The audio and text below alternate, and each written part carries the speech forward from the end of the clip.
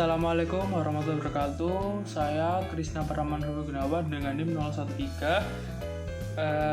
akan membacakan jawaban terkait AIK nomor 1, yaitu dengan soal akidah iman bagi seseorang merupakan fondasi kehidupan. Dari pancaran iman maka seseorang akan berlaku terpuji.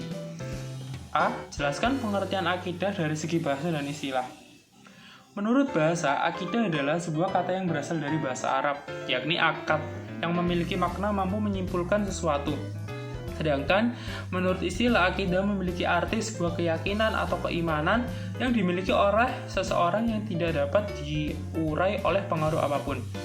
Akidah memiliki kedudukan yang sangat penting bagi umat manusia. Akidah pada diri seseorang berbeda-beda tingkatnya. Tingkatan akidah pada diri manusia tergantung pada pemahaman dan penghayatannya. Tingkatan akidah seseorang adalah yang pertama, tingkat taklid, tingkat ilmul yakin, tingkat ainul yakin, dan tingkat hakul yakin.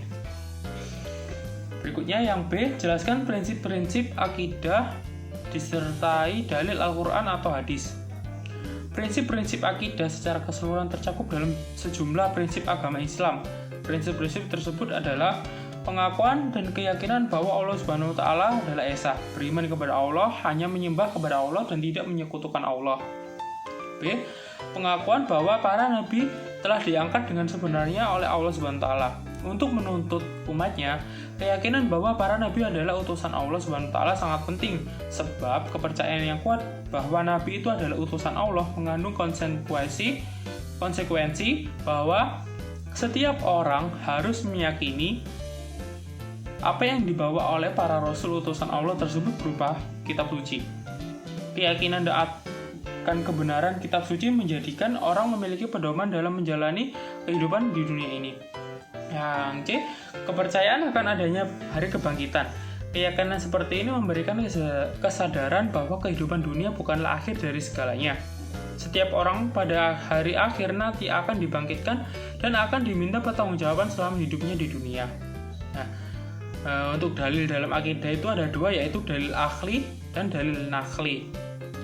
Dalil akli didasarkan pada penalaran akal yang sehat, sedangkan dalil nakli adalah dalil yang berdasarkan pada Al-Quran dan Sunnah.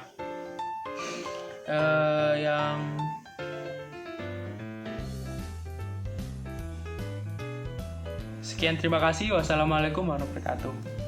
Saya Najib Muhammad Hasan dengan NIM 2022-188-0004. Saya akan menjawab pertanyaan nomor 2A. Akidah sohihah atau akidah yang benar adalah akidah yang mengajarkan untuk beribadah hanya kepada Allah dan tidak menyekutukan dengan apapun.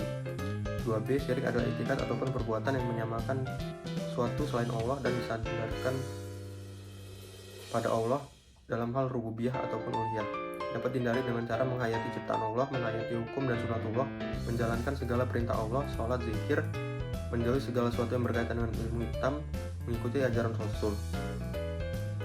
Syirik yang berkembang pada zaman dahulu adalah syirik jali, itu mempersekutukan Allah secara terang-terangan. Namun, syirik yang berkembang di masa modern ini adalah syirik hafi, yaitu mempersekutukan Allah secara tidak sadar.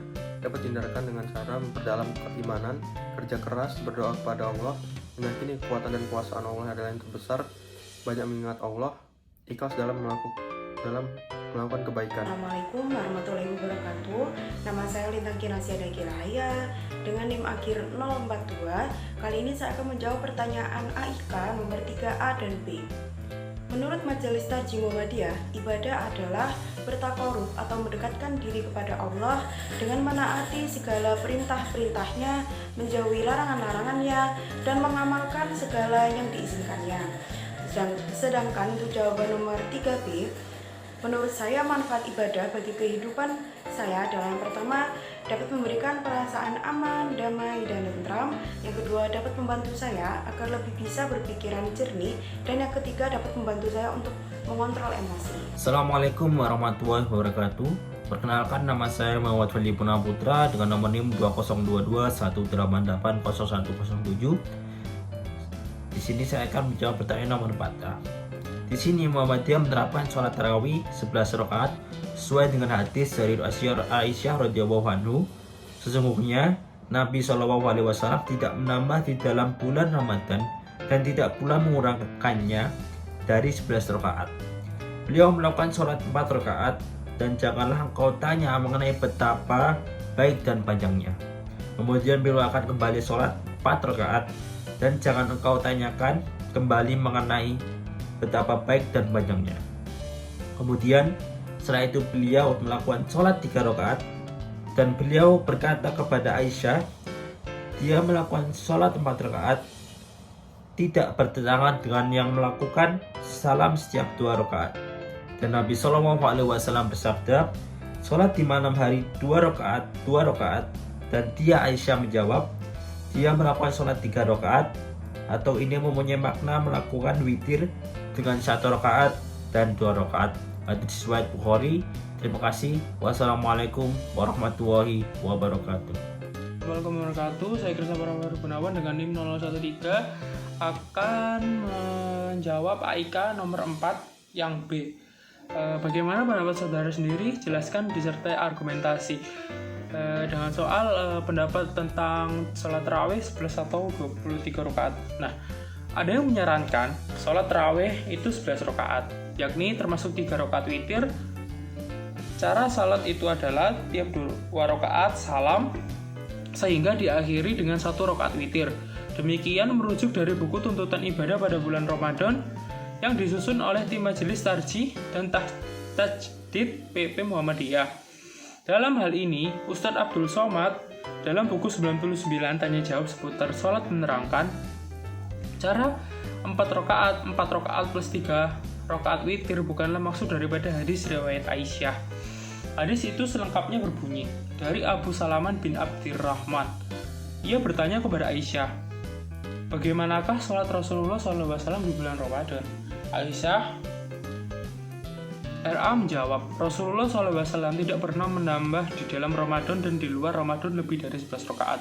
Beliau sholat 4 rakaat, jangan engkau tanya tentang bagus dan panjangnya. Kemudian beliau sholat 4 rakaat, jangan engkau tanya tentang bagus dan panjangnya. Kemudian beliau sholat 3 rakaat. Itu menurut Aisyah. Jadi tidak ada salahnya sebenarnya 11 atau 23 rakaat, tergantung kalian kuat dalam menjalankan ibadah tersebut.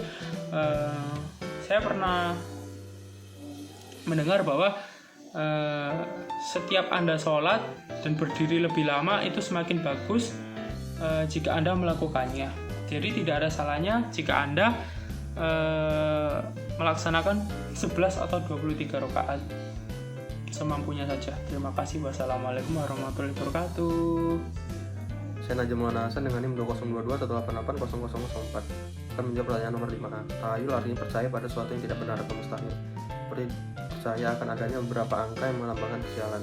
Sedangkan kufarat atau percaya pada sesuatu yang tidak logis biasanya bermula dari zaman dulu, seperti percaya bahwa kupu-kupu adalah lambang akan adanya tamu. Bismillahirrahmanirrahim. Assalamualaikum warahmatullahi wabarakatuh. Perkenalkan, nama saya Lintang Kinasya Dekilahaya dengan NIM akhir 042. Kali ini saya akan menjawab pertanyaan nomor AIK nomor 5B. Bahaya syirik bagi manusia. Yang pertama, seluruh pahala akan dihapus. Yang kedua, akan menimbulkan rasa khawatir dan hilangnya rasa aman di dunia dan akhirat. Dan yang terakhir, akan kekal selamanya di neraka karena syirik termasuk dalam dosa besar.